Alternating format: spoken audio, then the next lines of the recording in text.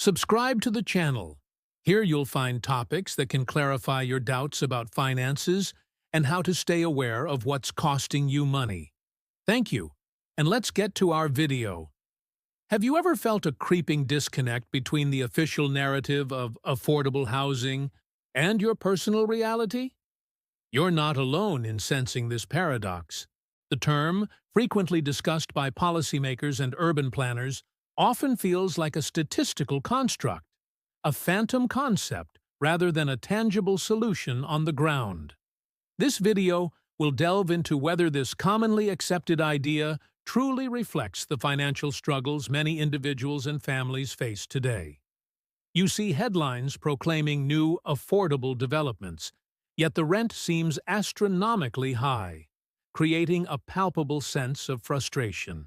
This divergence isn't just a personal feeling, it's a critical financial issue impacting millions, influencing economic stability and access to fundamental needs like shelter. Understanding this gap is crucial because it dictates policy, shapes communities, and ultimately affects your ability to achieve financial security. Today, we will dissect the metrics, explore the data, and reveal the underlying complexities that often hide behind the simple phrase, affordable housing. You will uncover how this concept is defined, measured, and perceived, and whether these standard metrics genuinely capture the true financial burden faced by everyday people struggling to find a place to live. My aim here isn't to sensationalize, but to provide an analytical lens. With a background in financial data analysis and a keen interest in economic systems, I've spent considerable time examining how statistics can both inform and, at times, obscure reality. My perspective is grounded in a commitment to transparent, data-driven understanding, empowering you with clarity. As we journey into this topic, it's essential to first establish a common ground, understanding the very foundations upon which the concept of affordable housing is built. You might be surprised to learn how these initial definitions, seemingly straightforward, begin to unravel when confronted with real-world complexities and individual financial landscapes. To begin, you must understand how affordable housing is typically defined by governing bodies and financial institutions. Often, this benchmark is set around the idea that housing costs should not exceed 30% of your household equivalent's gross income. This widely adopted standard is used by organizations like the U.S. Department of Housing and Urban Development, HUD, to qualify individuals and families. This 30% rule isn't arbitrary. It stems from historical analyses suggesting that beyond this threshold, households struggle to afford other necessities like food, transportation, and health care. You might find this concept appealing in its simplicity, offering a clear line in the sand for what constitutes a manageable housing expense within a household budget, theoretically ensuring financial balance. However, this definition often relies heavily on the area median income, or AMI. Imagine your local metropolitan area. The AMI represents the midpoint of incomes for that specific region. Eligibility for affordable housing programs is frequently tied to percentages of this AMI. For example, housing units may be designated for those earning 80% or 60% of the AMI, or even lower. While using AMI provides a standardized benchmark across different regions, you can already start to see potential challenges. An average can obscure significant disparities, particularly in diverse or rapidly changing urban centers, where the cost of living varies wildly within a single statistical area. This method creates an umbrella that might not accurately cover everyone. Understanding these foundational definitions is crucial, as they form the bedrock of policy and program implementation. Yet you'll soon discover how these seemingly objective criteria, when applied to the rich tapestry of individual lives and localized economic realities, can begin to paint a picture that feels less like reality and more like an abstract statistical construct. Now that you grasp the official definitions, you're ready to confront the core issue: the significant discrepancy between these established affordability metrics and your actual lived experience. Imagine a family earning 80% of the area median income. Officially, they might qualify for affordable housing programs, yet they still find themselves struggling tremendously to meet basic living costs each month. Consider a concrete example. In a city with a high AMI, a family earning 80% of that average might still face rents that consume a disproportionate share of their budget, leaving little for other essentials. You might technically be eligible for a program, but the affordable rent still feels crippling when considering food prices, transportation, and rising utility bills in that very same city. The issue is further complicated by how different cities or states calculate their area median income. Some include broader geographic regions, while others focus on tighter, more localized zones. You'll find these varying methodologies can lead to vastly different affordability thresholds, meaning what's considered affordable in one county might be entirely out of reach just a few miles away. Crucially, the AMI calculation and the 30% rule often fail to account for a household's entire financial picture.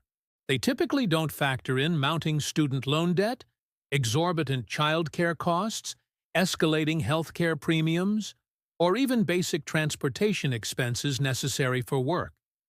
You are often left with a theoretical affordability that ignores your real-world financial burdens. This omission is not just an oversight, it's a fundamental flaw that can render official affordable housing statistics virtually meaningless for many. If the very data used to determine affordability doesn't capture the full scope of financial pressures you face, then how can we trust that these programs are genuinely addressing the housing crisis effectively? Let's delve deeper into the area median income, AMI, itself, as it is a linchpin of housing policy and often the source of much statistical confusion. You see, AMI is calculated by HUD for metropolitan areas and non-metropolitan counties annually, drawing from U.S. Census Bureau data and other economic indicators. It's then adjusted for household size, aiming to reflect various family compositions. You might think of AMI as a mathematical center point for incomes in a given region. However, its geographic scope can be incredibly broad, often encompassing an entire metropolitan statistical area that includes wealthy suburbs alongside struggling urban cores. This wide net can significantly skew the median, making it appear higher than the actual average income for many residents within the urban core. This broad averaging creates a problematic scenario.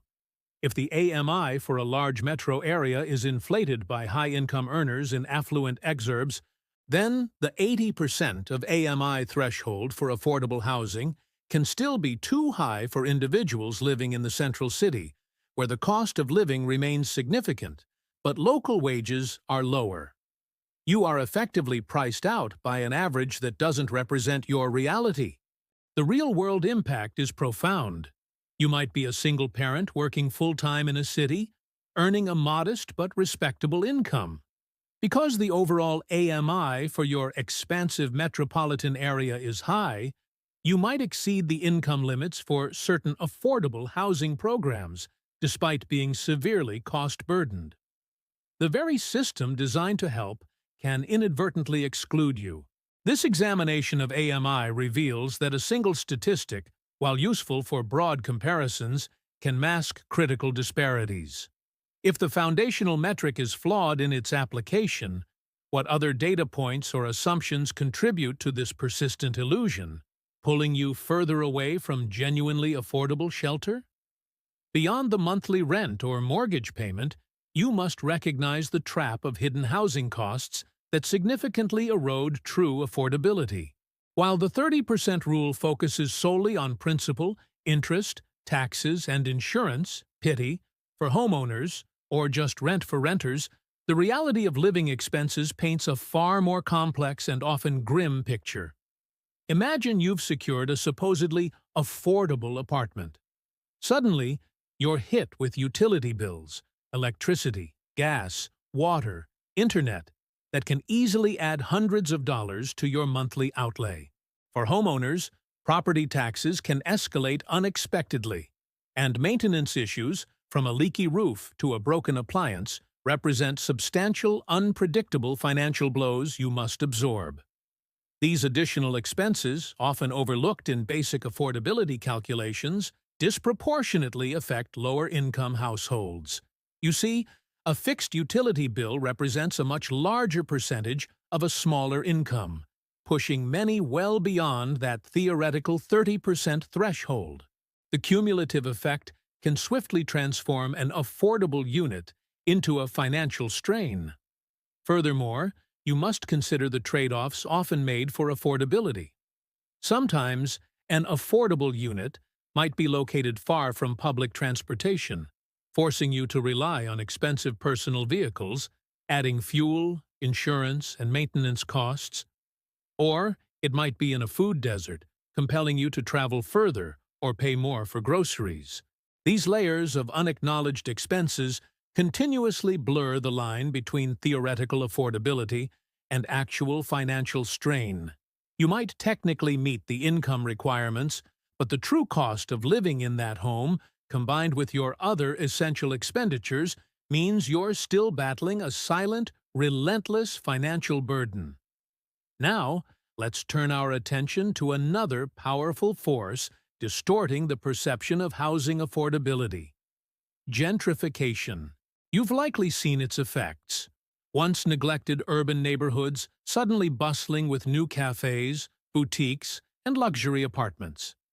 While revitalization can be positive, it often comes with a steep social and economic cost. As new investments pour into an area, property values and rents inevitably rise.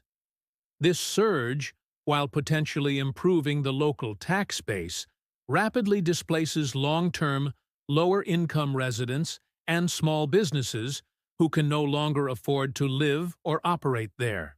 You find familiar faces and community anchors disappearing, replaced by higher-income newcomers. Here's the statistical paradox.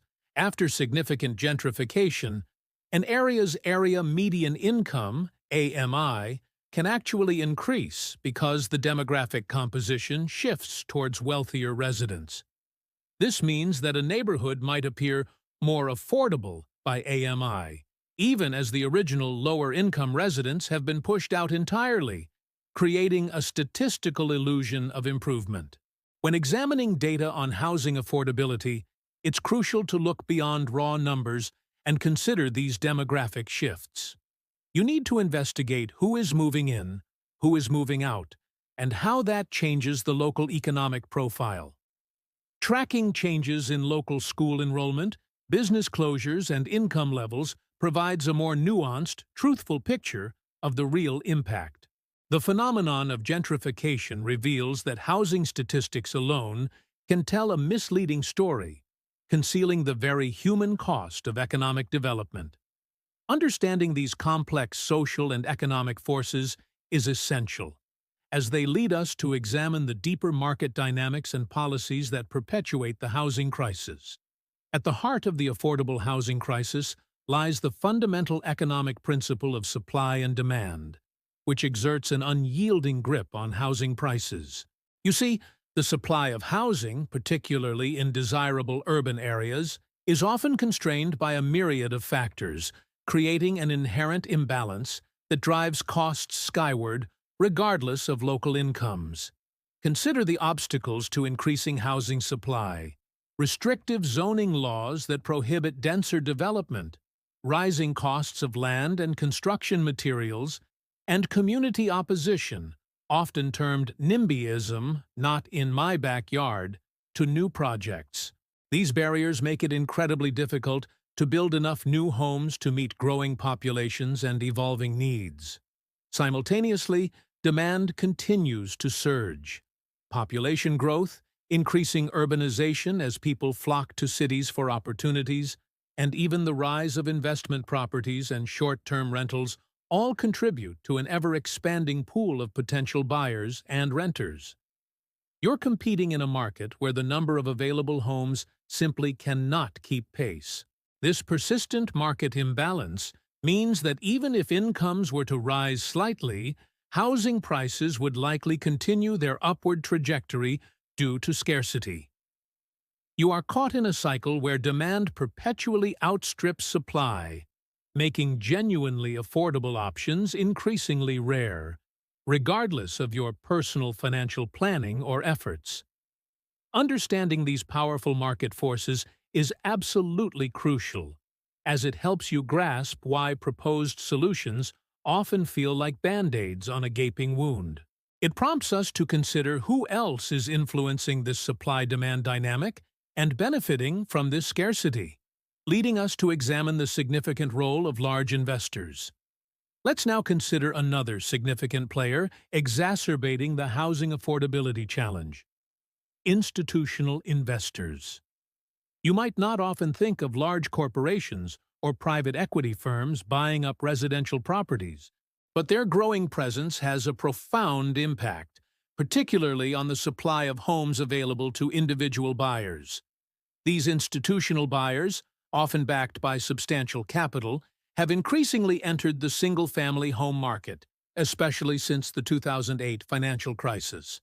They purchase properties, frequently in cash and often above asking price, converting them into rental units. You see these homes removed from the for-sale market, directly shrinking the inventory available to families. The impact on first-time homebuyers is particularly acute. You're not just competing with other families anymore. You're up against well-capitalized entities with efficient acquisition strategies. This reduces your chances of owning a home, drives up purchase prices, and ultimately pushes more people into a competitive rental market, further inflating rents.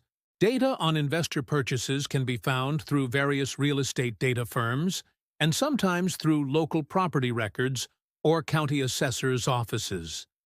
You can observe trends showing increasing percentages of home sales going to non-occupant buyers, which is often a strong indicator of institutional activity influencing local housing markets.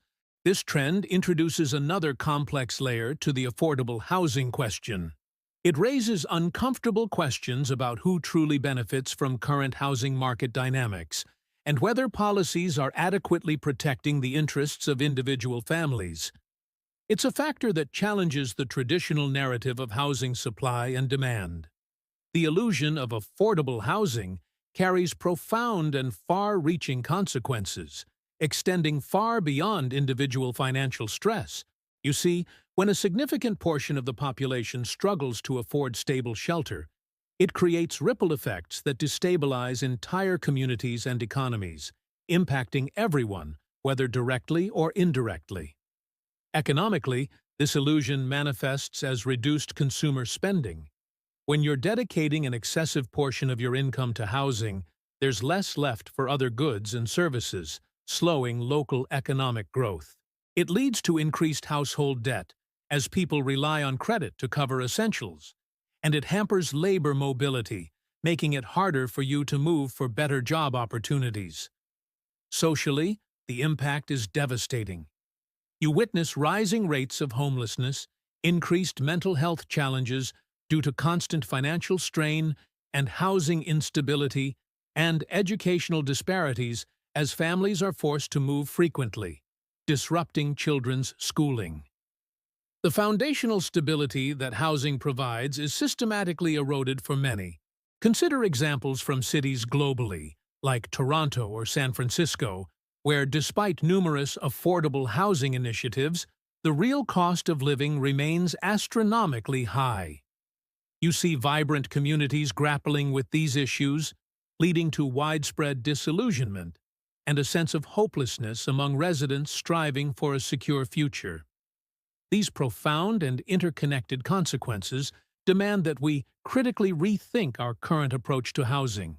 If the prevailing metrics are misleading and the proposed solutions are falling short, what genuinely effective strategies can be implemented to address this crisis with the transparency and impact that you truly deserve. You might be wondering about the current solutions being implemented to tackle the affordable housing crisis. Many policies exist, each with specific aims, but often encountering significant limitations in practice. Understanding these interventions helps you see why the illusion persists, despite well-intentioned efforts. Take rent control, for instance. Its goal is to limit how much landlords can increase rents, theoretically making housing more stable and affordable for existing tenants.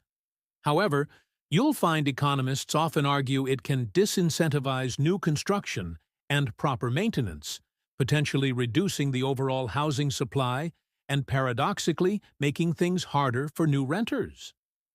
Inclusionary zoning is another common strategy, requiring developers to set aside a certain percentage of new units as affordable in market-rate developments. While it creates some affordable units, you must consider that these are often insufficient to meet the overwhelming demand, and the costs might simply be passed on to buyers of market-rate units. Direct subsidies, such as housing vouchers, like Section 8 in the U.S., aim to help low-income families afford rent in the private market. While vital, these programs are severely underfunded, meaning countless eligible families remain on years-long waiting lists. You cannot get help if the resources aren't available, creating another barrier. Expert opinions from urban planners and housing economists frequently highlight that while these measures offer some relief, they are rarely scalable enough to address the systemic issue. They often treat symptoms rather than the root causes of scarcity and inflated costs. If these traditional solutions fall short, what innovative approaches are emerging that offer a glimmer of real hope? Recognizing the limitations of conventional approaches, you'll find innovative models emerging that offer new perspectives on genuine housing affordability. These solutions aim to fundamentally change the ownership structure and market dynamics, moving beyond simple subsidies to create more sustainable and community-centric housing options. Consider community land trusts, CLTs, for example. In this model, the land beneath a home is owned by a non-profit trust, while the home itself is owned by the resident. This structure significantly reduces the purchase price of the home, and future resale prices are restricted, ensuring that the housing remains affordable for generations. You gain stability without skyrocketing costs. Co-housing communities and micro-apartments are other models gaining traction. Co-housing emphasizes shared resources and community living, often reducing individual costs, while micro-apartments offer smaller, efficiently designed living spaces at a lower price point, making urban living accessible to more people. You trade space for location and affordability. The benefits of these models are clear.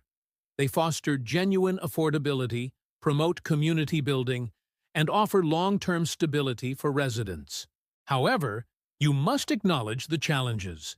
Scalability can be an issue, requiring significant policy support, and sometimes facing public resistance to new, unfamiliar housing types.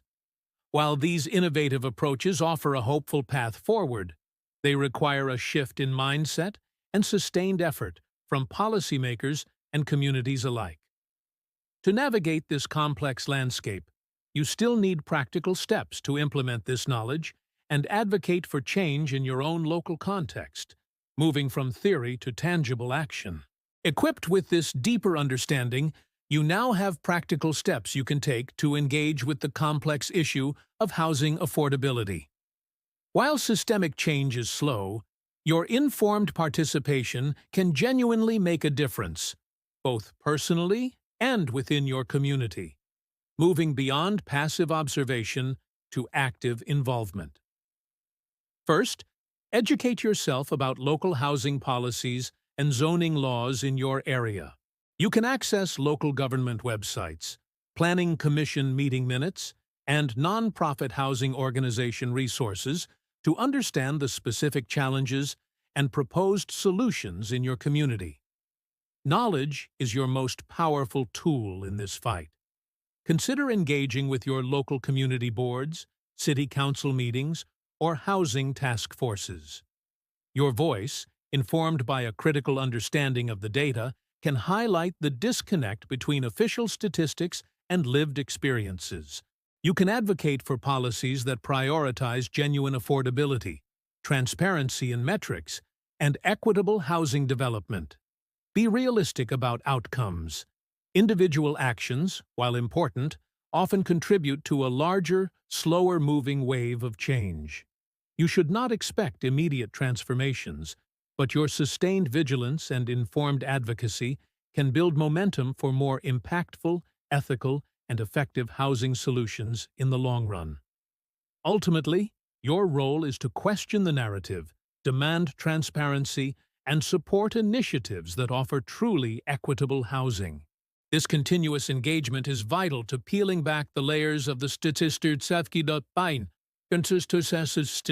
illusion and revealing the true needs of communities, preparing us for a final, collective reevaluation of how we define and achieve housing justice.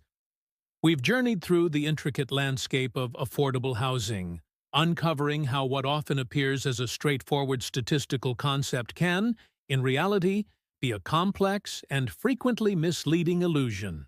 You now understand that the official metrics, while well-intentioned, often fail to capture the full financial burden and diverse realities faced by millions of people seeking stable shelter. My aim was to empower you with a deeper, more critical understanding of this crucial topic. You've learned about the limitations of area median income, the burden of hidden costs, the distorting effects of gentrification and institutional investment, and the systemic challenges of supply and demand. This knowledge allows you to see beyond the headlines. There are no easy answers or guaranteed quick fixes to the housing crisis. The problems are multifaceted, deeply entrenched in economic structures and policy decisions. However, you now possess a more informed perspective, enabling you to critically evaluate claims, ask probing questions, and understand the true stakes involved in this ongoing challenge. I invite you to continue this conversation. Share your experiences in the comments below. How has the concept of affordable housing impacted your life or your community? Engage in discussions, seek out local initiatives, and share this video to help others gain a clearer picture. Your active participation is vital. The illusion of affordable housing will persist until we collectively demand greater transparency, more relevant metrics, and genuinely effective solutions that truly reflect and address the financial realities of every individual. Subscribe for more deep dives into complex financial topics and join us in unraveling the mysteries behind the numbers.